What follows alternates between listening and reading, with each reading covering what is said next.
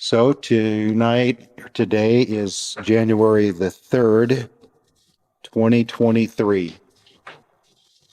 So we're 3 days into the year, and I haven't, one of the great things about living in a digital age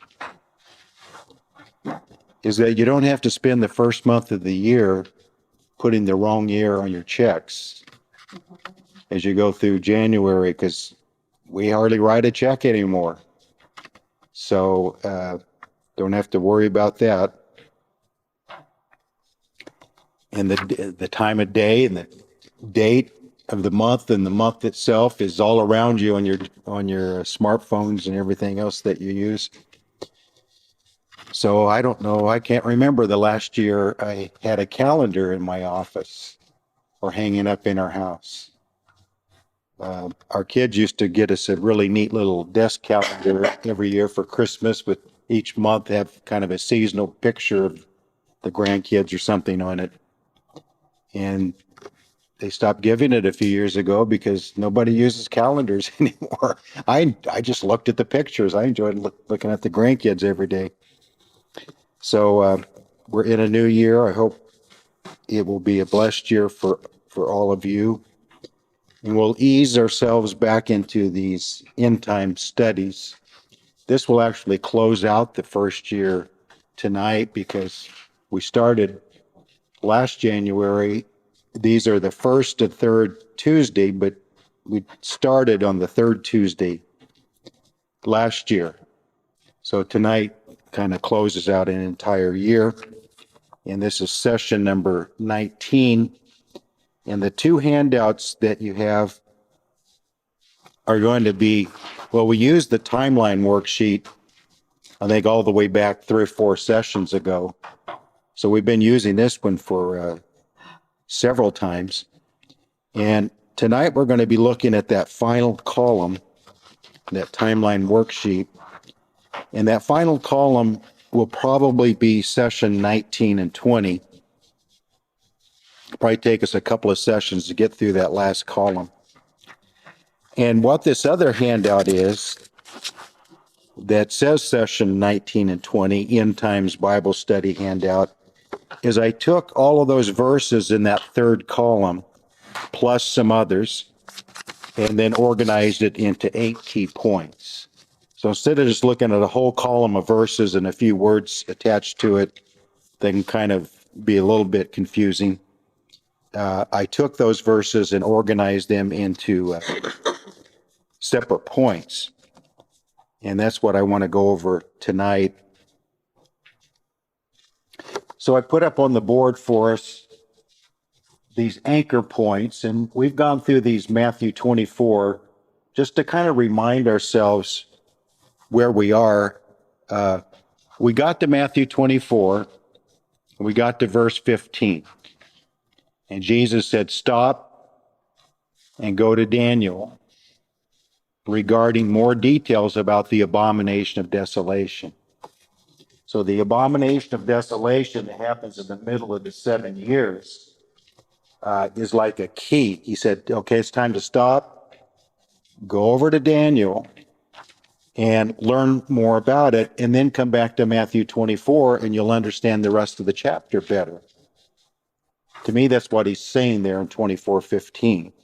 So that's what we did. And then when we got to Daniel, we learned that in 9:27, on the prophecy of the 70 weeks, it kind of gave us a time order for this 70th week. That one verse, the first part, the middle part, and the last part, takes us all the way through the entire 7 years. So that's where kind of this timeline worksheet page kind of was born out of that, because as I looked at 927, which we have on that timeline worksheet is kind of with the arrows working its way across, is we looked at 927, there's 3 separate statements. At the beginning, he shall confirm a covenant, so that starts the 70th week, or the 7 years. And then it goes on to say, but in the middle of the week, He breaks the covenant, sets up the abomination of desolation. So that gets us to the middle, and that kind of anchors us right there to the middle. And then that verse closes in 9:27 by saying, until the consummation.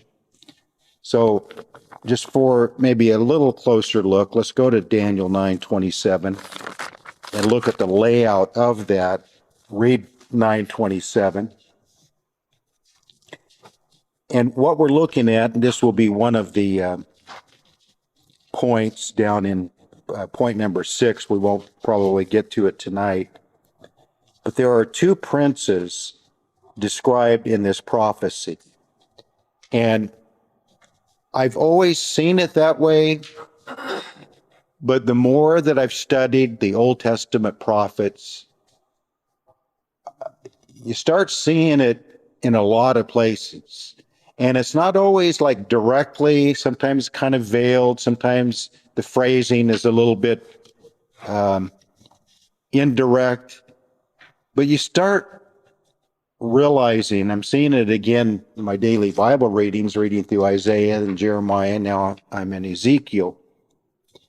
And if you have kind of that mindset of two princes from Daniel 9:25 and 26, you start seeing these little phrases pop up all through the prophets where you realize they're describing these two figures.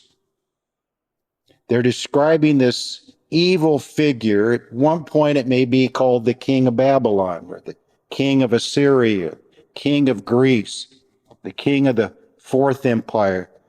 Or in other places, he's called the Assyrian. In other places, called the Babylonian. So it's not even talking about a king. It's just talking about this figure. And it's always in opposition to God's people and to God's will and to God's Messiah. So I've discovered even more clearly that all through the Old Testament, they're putting these two figures side by side in opposition. And then the clearest revelation, so Daniel comes along after Moses, who deals with it, after Isaiah, after Jeremiah, contemporary with Ezekiel, but then after Ezekiel. So Daniel has this like special insight gift that God has given him, where he's able to take all those older prophets and then glean from them and summarize them. And I think that's what a lot of Daniel 9:24 through 27 is a summary of his understanding of the previous prophets. For instance, in verse 24, when he says 70 weeks are determined, okay, that tells us a time period, and it tells us a determination by God, a decree by God, that a particular time period is going to be set out in the future. 70 weeks, 70 times 7, 490 years. I've gone over this before, but just to get us kind of back on track, the reason they were in Babylon was that they had missed 70 Sabbath years. 490 years they had not observed the Sabbath year every 7 years. So God took them out of the land. He said, every 7th year you have to let the land rest. And I'll bless you. I'll provide for you. If you have enough faith, I'll take care of it. You're not going to starve. It'll be a reminder every 7 years that I am your God. You are my people. I love you. I will take care of you as a good father does. You don't have to worry, but let your land rest every 7 years. Well, once they got a king, if you time it back, it goes back almost exactly to the time they demanded a king. Samuel told them, okay, God's going to allow it, but this king's going to take your sons and daughters as servants. You're going to have to pay taxes to support him and the palace and his lifestyle. He's going to take your food. He's going to take your animals. He's going to take a lot of your stuff to support being a king and having servants and so on and so forth. He's going to become very wealthy on your backs, which is exactly what happened.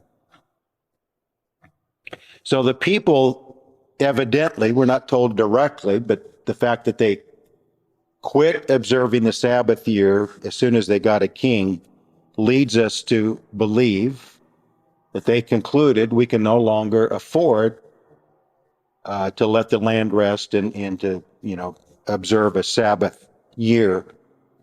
And so God basically said, okay, you rebelled, missed 70 Sabbath years. I always get my way, either through willing submission on your part or through a stronger measure. And the stronger measure was, I'll just remove you from the land for 70 years. I'll get my 70 Sabbath years back all at once. And so we understand for 490 years they had rebelled against that law.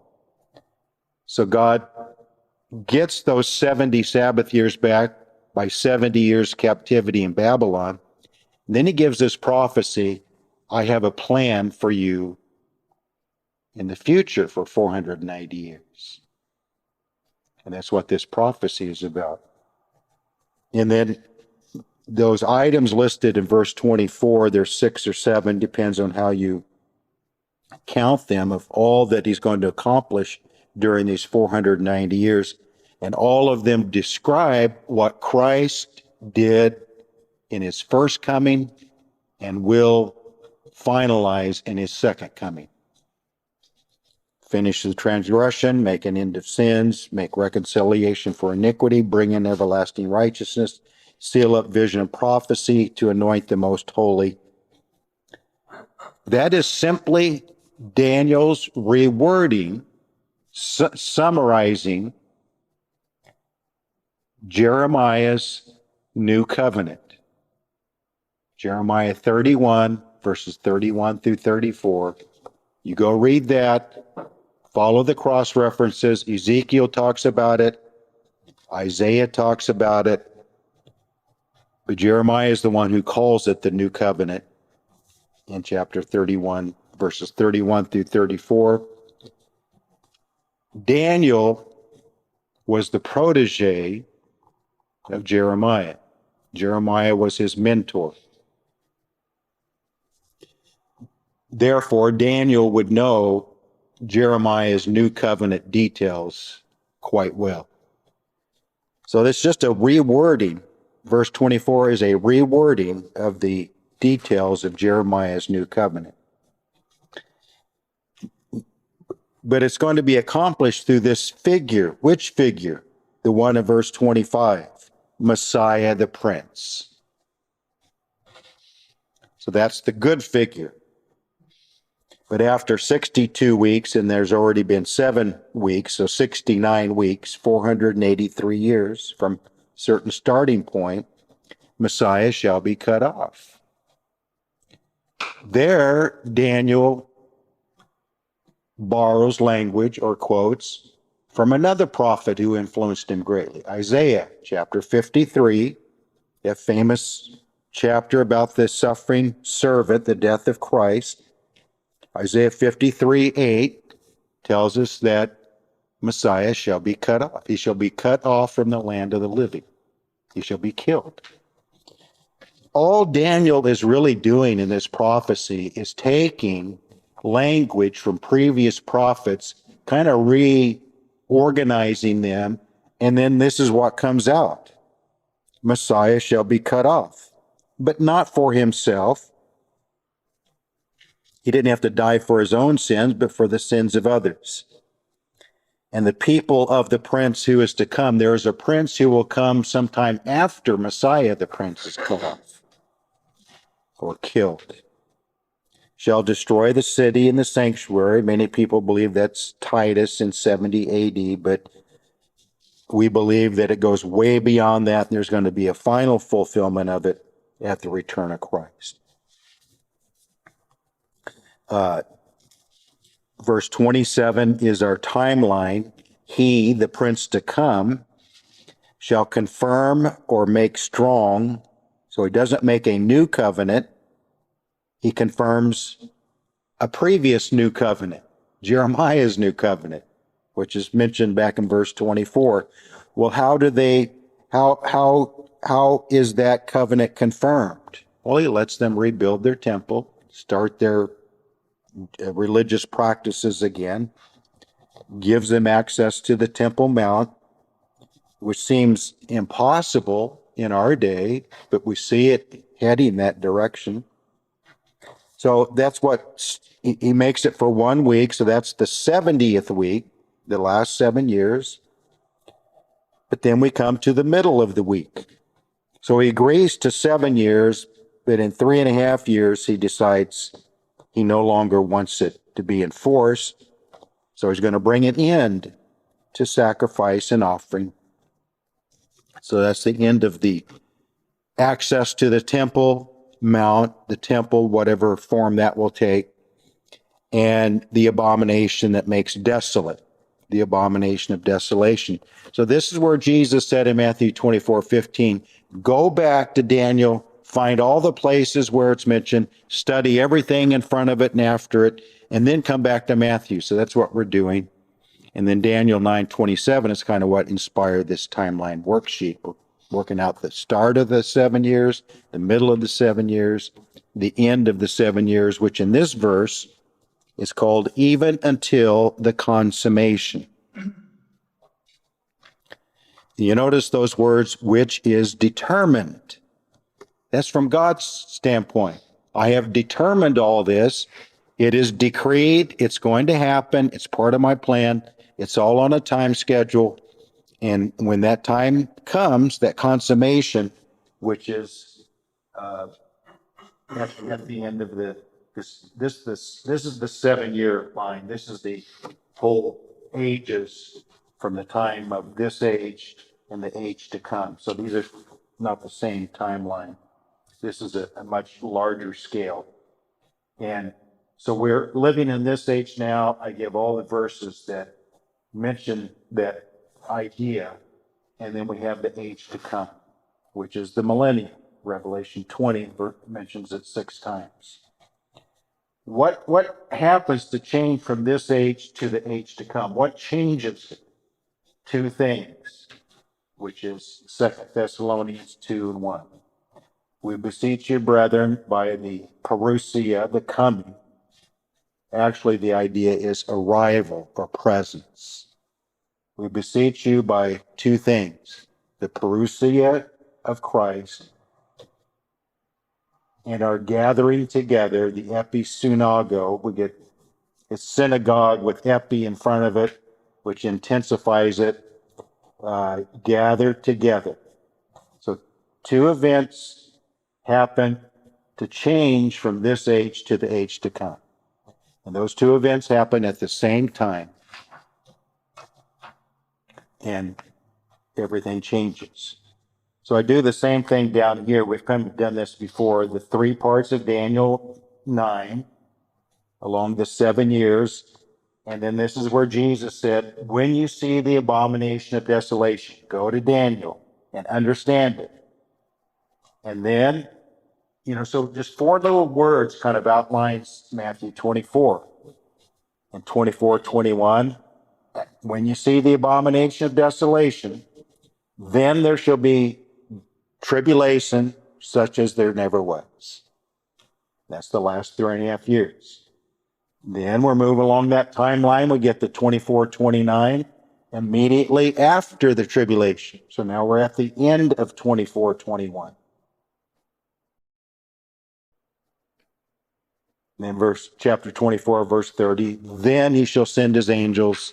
They shall gather together. There's that gathering together again of the elect to Christ.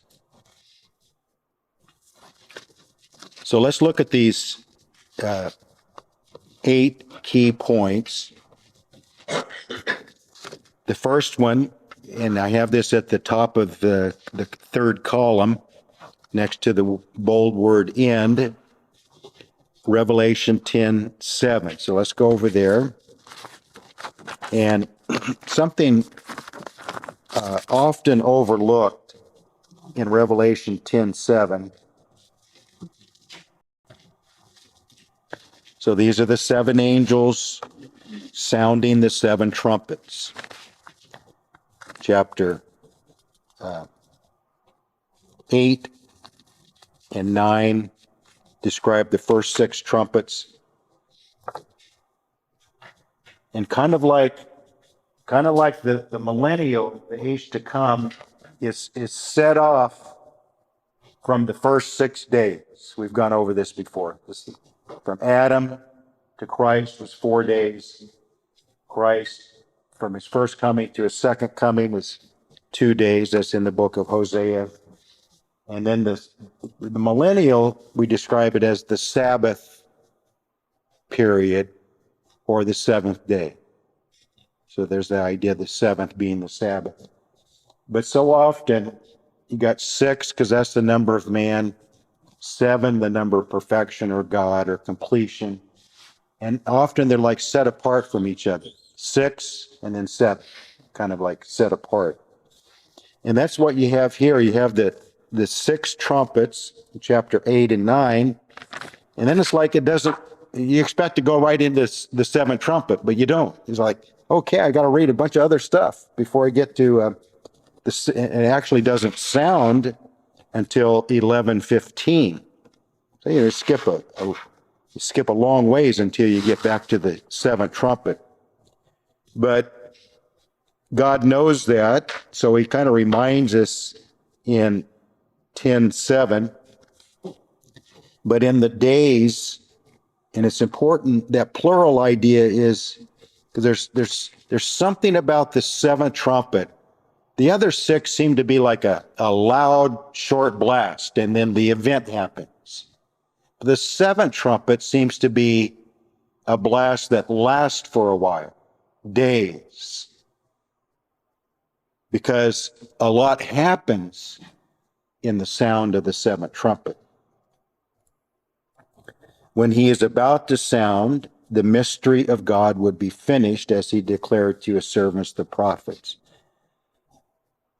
So I said the 7th trumpet sound will be the most important trumpet blast in all of history. How many important trumpet blasts have there been? Andy, you've been in the military. Military history, those of us who love military history. How many empires have been built because of a timely trumpet sound of charge or retreat or bring in the cavalry? I told myself gonna get them mixed up, and I did. Yeah, blame it on COVID. Blame it on China if I misspeak tonight. Cavalry. But every good military through history always knew what each trumpet sound meant. History has been changed because of timely trumpet sounds. But this trumpet, the 7th trumpet, is the most important trumpet blast in history. In fact, some say it's the most important non-human sound. I have to say non-human because, it is finished when he said on the cross. That's a little bit more important, maybe. Or let there be light, so words of God certainly are the most important, but the most important non-human sound of any type in history, because it's going to usher in an open revelation of the mystery of God should be finished. Brings an end to this age. So the 7th trumpet is, the same as the parousia and the episunago. What triggers those events? The sounding of the 7th trumpet. It's the consummation. Daniel 9:27, part C, until the consummation. Everything changes at the sounding of the 7th trumpet. So let's read about it. And I've enjoyed doing this through the years. I'm not going to spend much time on it tonight. I like to talk about the 4 R's of the 7th trumpet.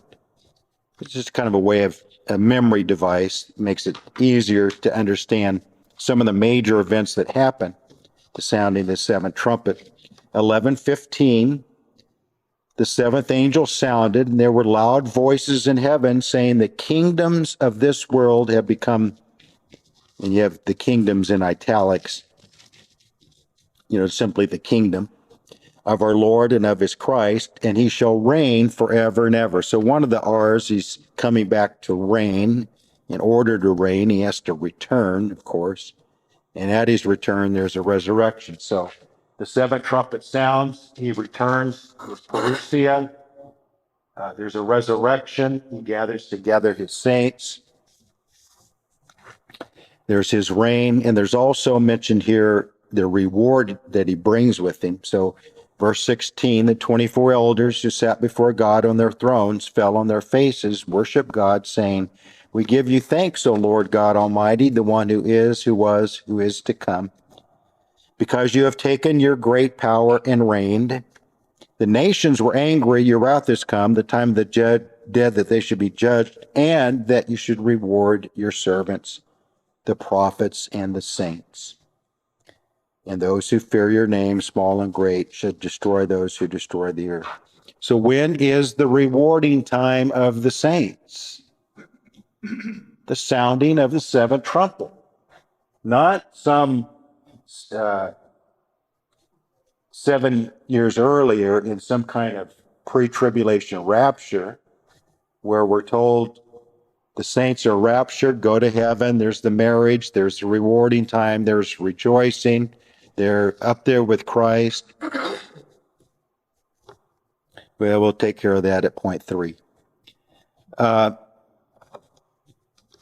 I conclude point 1 by saying 11:18, we must conclude, and it happens at the same time, what is mentioned.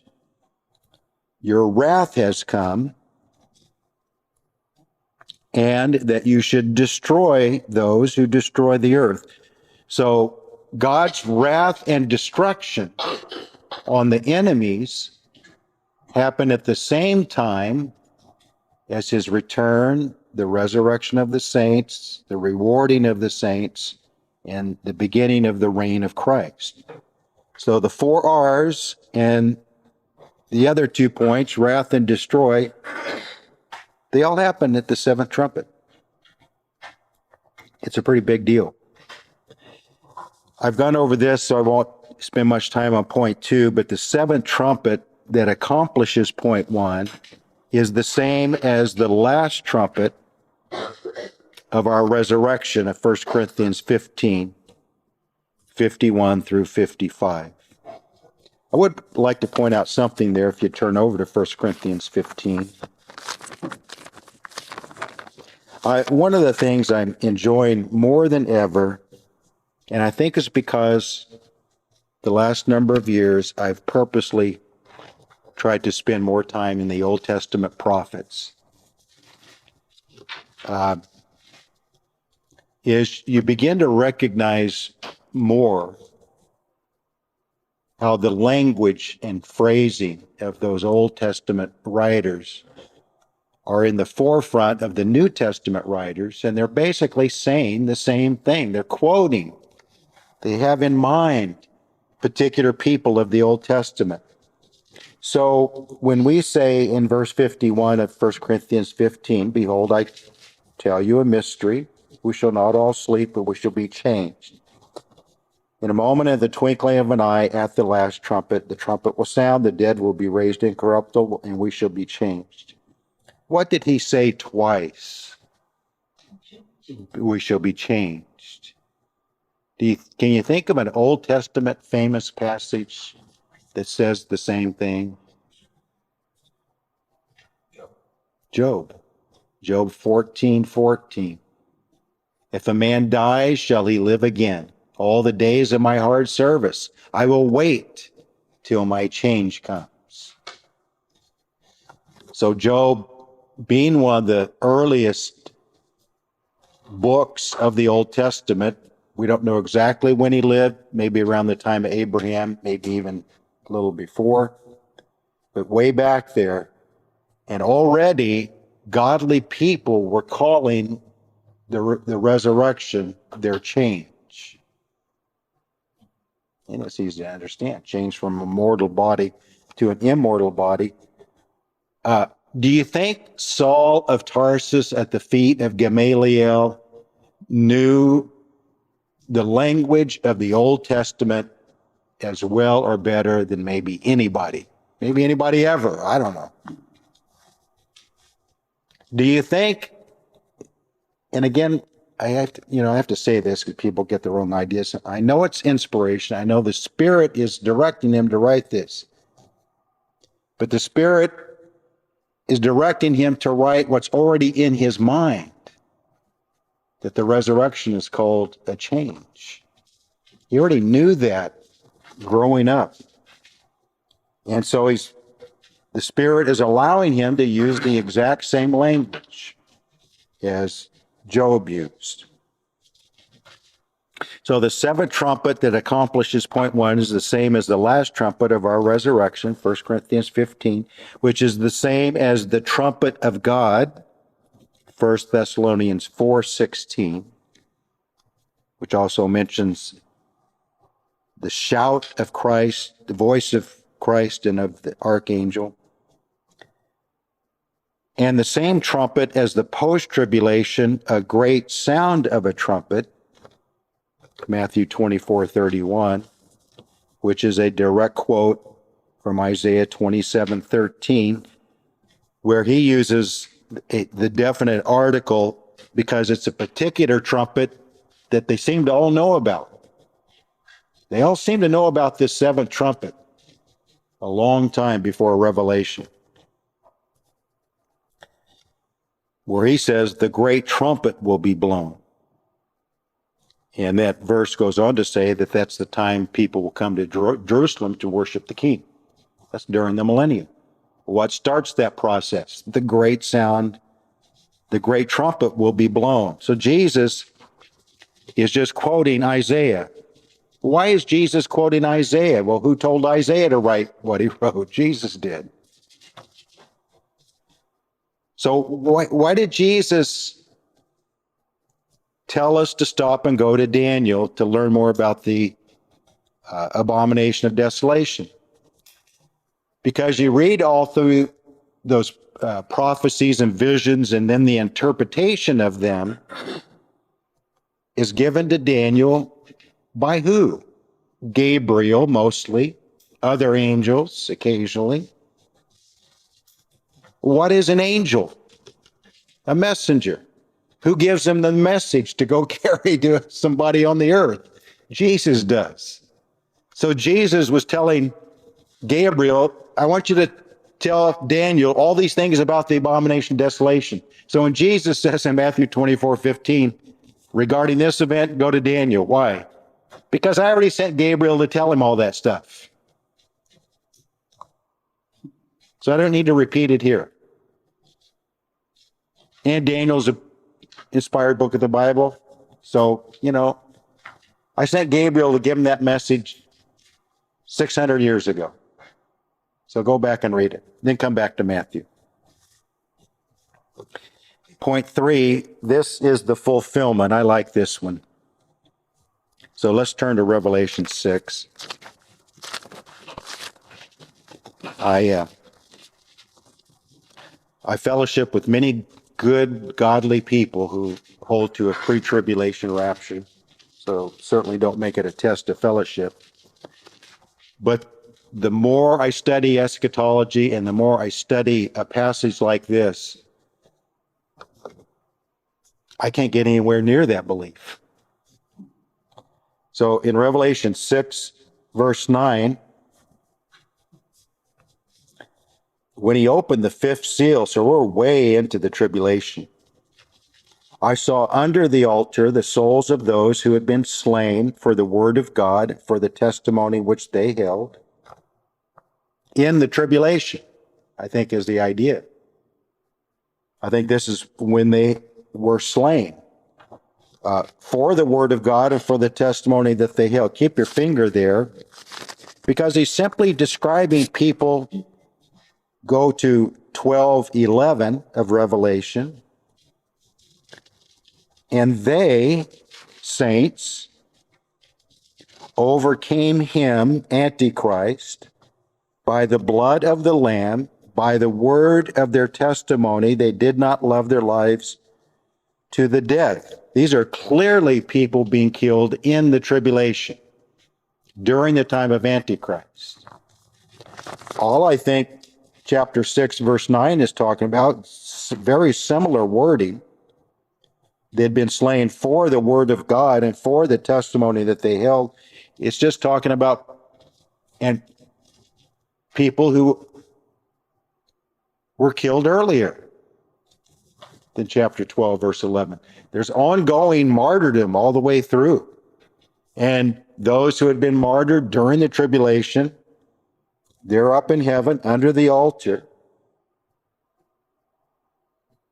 Do you see any kind of marriage celebration taking place? On the contrary, they cried with a loud voice.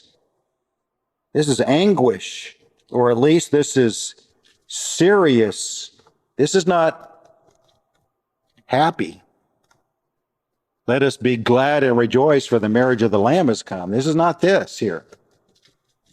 This is the opposite kind of emotion. They cried with a loud voice, saying, "How long, O Lord, holy and true, until you judge and avenge our blood on those who dwell on the earth?" And a white robe was given to each of them, and it was said to them that they should rest a little while longer. So I say the seventh trumpet is the fulfillment of a little while longer. Until, one of those important and famous untils, until both the number of their fellow servants. So you have this group in heaven going through a marriage celebration, rejoicing, or do you have a bunch of martyred saints crying out, "How long until you avenge our blood?" And the answer is, until both the number of their fellow servants and their brethren who would be killed as they were. So that's why, I think it's all of the same group during the same tribulation time. Just some had already been killed. My point is that this, it's not the language of a marriage celebration taking place in heaven. It's a picture of saints knowing what they had gone through in their own martyrdom. They know that their fellow servants and brethren are facing the same thing on earth, and they're crying out to God for mercy. How much longer till you avenge our blood? There's no time for a celebration yet. And as I like to say,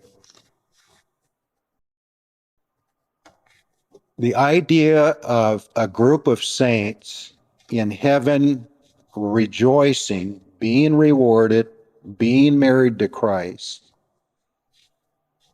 while the last part of verse 11 is taking place, their fellow servants and their brethren are being slaughtered on the earth. Those two don't go together. There's no place in the Bible that you can put those two things together at the same time. So, the question would be, does the Bible describe an escape through an exit from tribulation, or does it describe endurance through tribulation? Exit or endurance?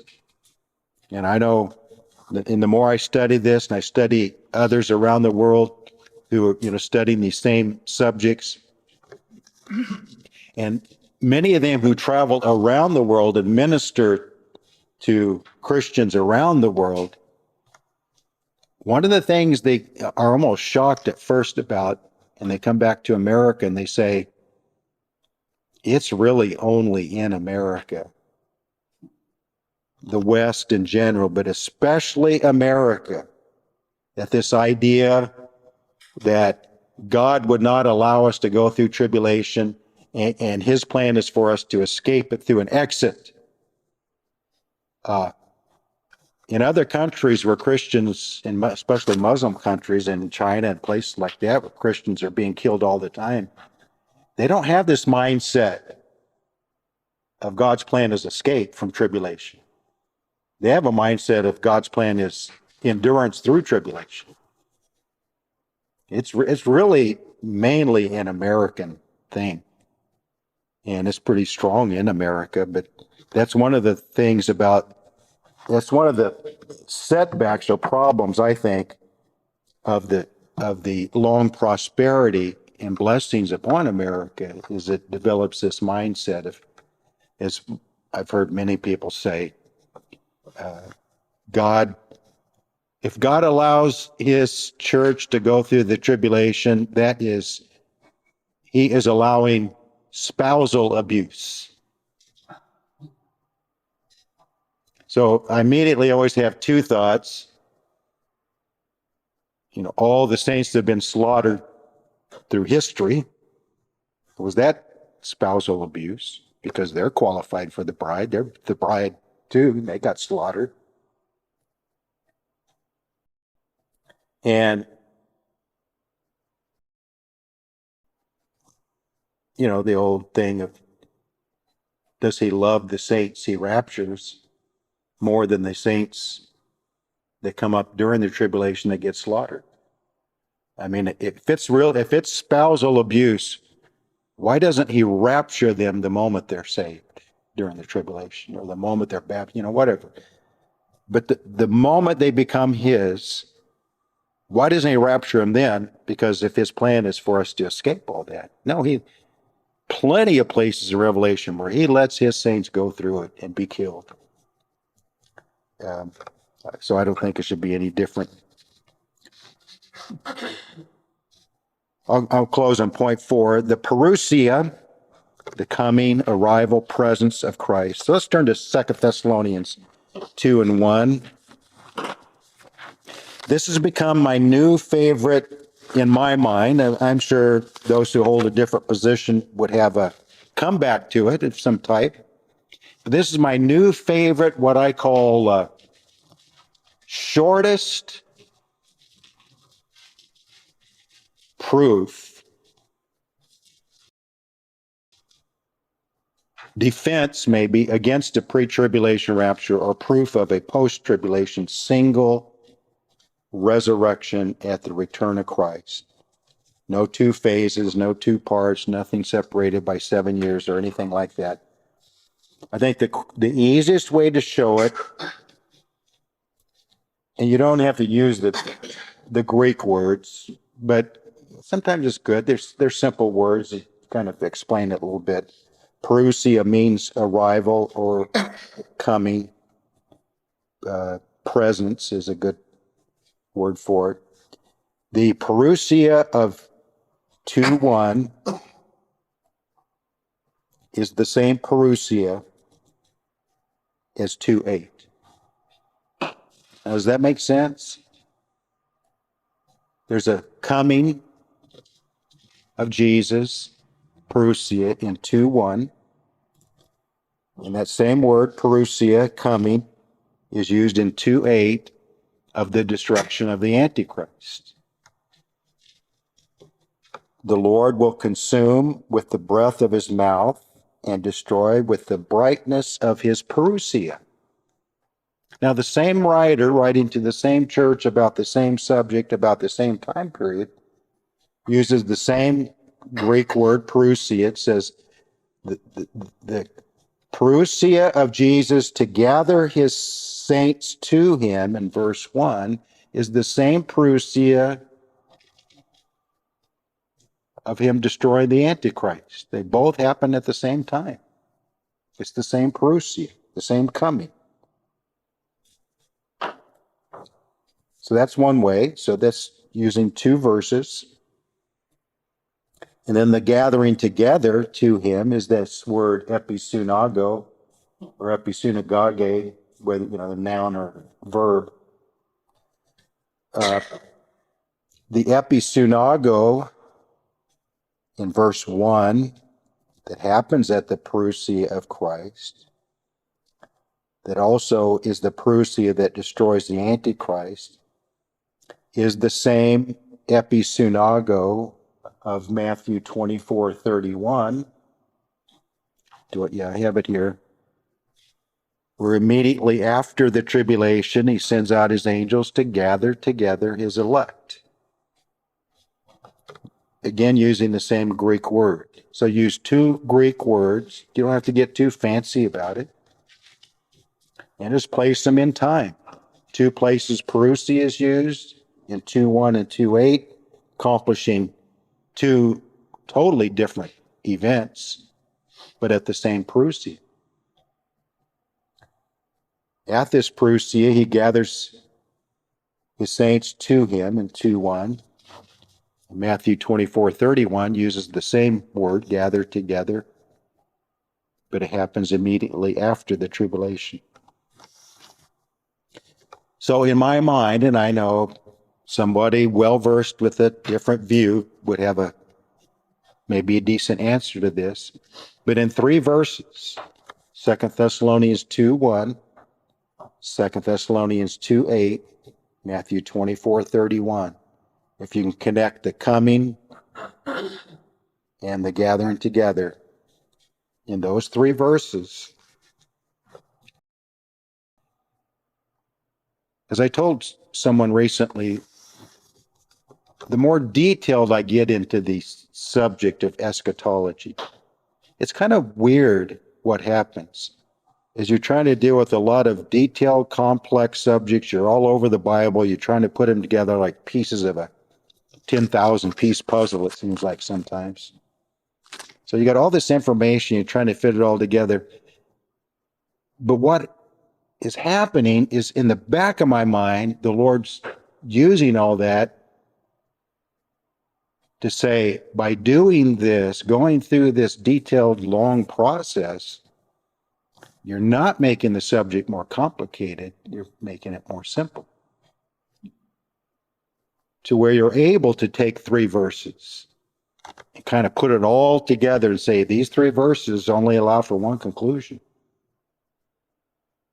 So anyway, that's through point 4. We'll go through the next 4 next time because my time is up. So we'll stop our recordings.